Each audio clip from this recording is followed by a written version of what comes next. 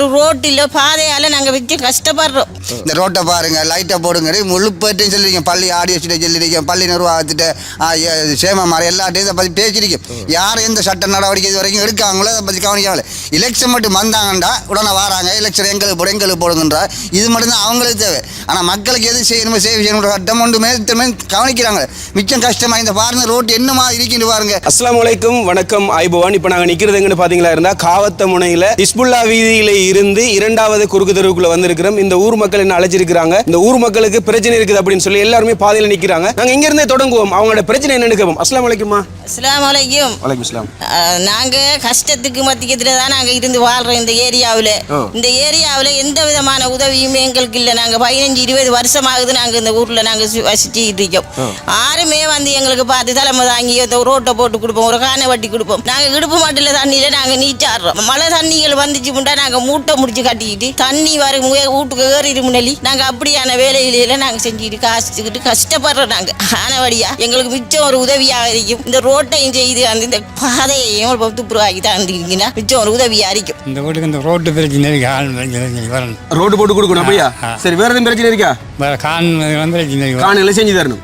சரி சரி. அஸ்ஸலாமு அலைக்கும். வலைக்கும் சலாம். என்ன பிரச்சனை இந்த ஊருக்குள்ள? இந்த ஊருக்கு ரோட்டு பிரச்சனை மிச்சம். இந்த ரோட்டு மோசமாக இருக்கு, பார்வைக்கு எப்படி இருக்கு இந்த ரோட்டு. ஒரு ஆட்டா வந்துக்கலாம், ஒன்று செஞ்சுக்கலாம், இப்படி நிலப்பாட்டில் இருந்து இருக்கு. நாங்களும் மிச்சம் கஷ்டப்பட்டு எல்லாத்தையும் சொல்லி பார்த்தோம். இந்த ரோட்டை செஞ்சுதாங்க. அஸ்கட்டை சென்னம், லத்தீபி சேமண்ட, தாஜின் சேமண்ட சென்னம். நாங்கள் கோல் அடிச்சா பக்கத்தில் நிற்ப வந்தாரு. ஆனால் இப்போ கோலும் இல்லை, ஆளும் இல்லை. ஆளை கண்டே மிச்ச நாள் எங்கன்னு சரியா அளவுக்கு நிலப்பாட்டில் இருக்கு.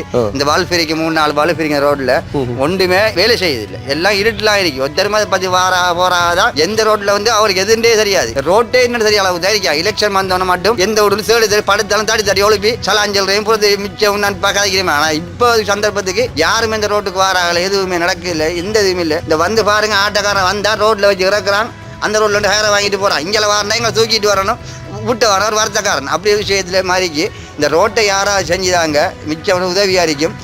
ரோட்டில் நிலமண்டா சாதாரணமான இல்லை. இங்கே ரோட்டை வந்து பாருங்க, நம்ம கண்ணால். இந்த அரசாங்கத்தில் உள்ள ஆக்கள், சட்ட நிவாரண உள்ள ஆக்கள்லாம் வந்து பாருங்க என்ன மாதிரி இருக்கின்றது. யாருமே அதை பற்றி கவனிக்குங்க இல்லை. பெரிய உதவியாக இருக்குது. நாங்கள் வர எங்களுக்கு தின்னத்தாங்க குடிக்கத்தாங்க நாங்கள் கேட்கல. இந்த மக்களுக்கு அந்த ரோட்டை செஞ்சுதாங்க மிச்சம் ஒரு கஷ்டமான நிலப்பாடில் இருக்குது. மிச்சம் ஆட்டோக்காரன் வரையலான்றான், பொதுவாக சொல்கிறான் வரையலான்னு. எனக்கு போன வருஷம் கால் உடைஞ்சி எக்ஸலம் பட்டு கால் உடைஞ்சி நான் கொழும்பு வந்து நான் மருந்து கட்டிட்டு வந்து ரோட்டில் வச்சு இறக்கி இங்கே தண்ணி வந்து கேளா எங்களோட பொஞ்சை ஃபுல்லே தூக்கி தான் வந்தாங்க. ஏன் அந்த அளவுக்கு ரோட்டு நிலப்பாடில் இருக்குது.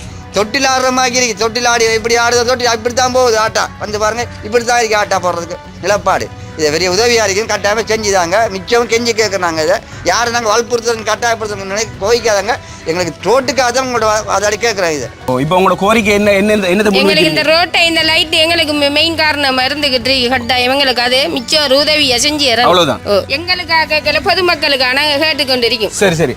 அப்ப இவ்வளவு இருக்கக்கூடிய மக்கள் அனைவருமே கேட்டுக்கொள்ற விளக்கம் என்னன்னு சொன்னா, இந்த பகுதியில் இருக்கக்கூடிய ஒரு குறுகிய பாதை தான் இருக்கு, ஒரு சின்ன பாதை தான் இருக்குது. இந்த பாதையை செய்து தந்து இந்த பாதை மின் விளக்கு வந்துட்டு இந்த இடத்துலயும் அங்கேயும் இருக்குது. கட்டாயமா ஒரு 3 பாதை மின் விளக்கு இருக்கு. அதுல ஒரு பாதை மின் விளக்கு போட்டு இருக்கிறாங்க.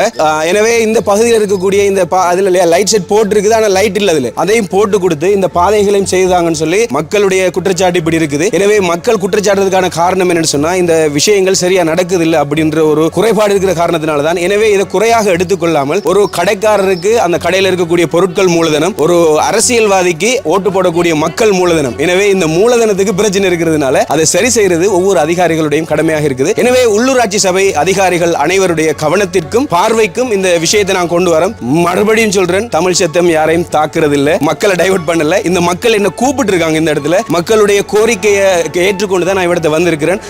அவங்களுக்கு இந்த குறை இருக்குது, இதை வந்துட்டு நீங்க அதிகாரிகளுடைய பார்வைக்கு கொண்டு போங்கன்னு சொல்லியிருக்காங்க. எனவே உங்களுடைய பார்வைக்கு நான் கொண்டிருக்கிறேன், இந்த பாதையும் கொண்டு வந்திருக்கிறேன், பாதை மின் விலக்கு இல்லாத இந்த குறைபாட்டையும் கொண்டு வந்திருக்கிறேன். எனவே இதை நிவர்த்தி செஞ்சு கொடுக்குமாறு மிக தாழ்மையோடு மக்கள் சார்பாக தமிழ் சத்தம் கேட்டுக்கொண்டு விடைபெறுகிறேன். அனைவருக்கும் வணக்கம். ஐபோன். அஸ்ஸலாமு அலைக்கும்.